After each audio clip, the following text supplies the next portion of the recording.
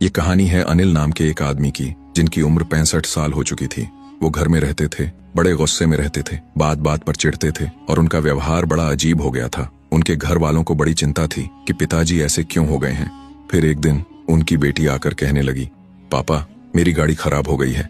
तो अनिल जी सहेज मुस्कान के साथ बोले, बेटा गाड़ी खराब हो गई है तो मेट्रो से चली जाओ, बस से चली जाओ, मुझसे मत पूछो, अपनी गाड़ी का खर्चा खुद देखो।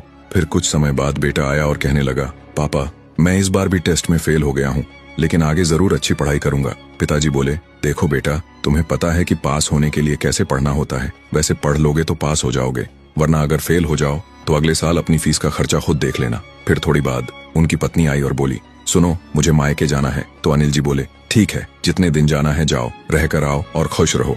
फिर शाम को उनकी सिस्टर का कॉल आया। उसने कहा, मैं आपके घर रहने आ रही हूँ। तो इन्होंने कहा, ठीक है आ जाओ, आराम से रहो, कोई चिंता की बात नहीं है। अब सभी घर वाले सोच में पड़ गए कि पिताजी तो बात बात पर गुस्सा करते थे, लेकिन अचानक ये बदलाव कैसे। तो एक दिन डिनर के बाद सब पिताजी से पूछने लगे, आप इतने बदल कैसे गए। पत्नी कहने लगी, क्या हो गया है आपको। बच्चे भी पूछने लगे, पिताजी आपको आजकल क्या हो गया है। अनिल जी मुस्कुराए और बोले, मैंने एक दवाई ले ली है जिसका नाम है अब मुझे फर्क नहीं पड़ता, क्योंकि बेटा मैं तुम लोगों की चिंता करता था, परिवार का ही सोचता था, मुझे रात रात भर नींद नहीं आती थी, लेकिन उससे हुआ क्या, तुम लोग अपने कर्मों का फल पा रहे हो। जैसे कर्म करोगे वैसा जीवन तुम्हारा रहेगा, लेकिन मैं चिंता करके खुद को क्यों खराब करूं। दोस्तों ये छोटी सी कहानी उन लोगों के बहुत काम की है जो हर वक्त दूसरों की चिंता करते रहते हैं।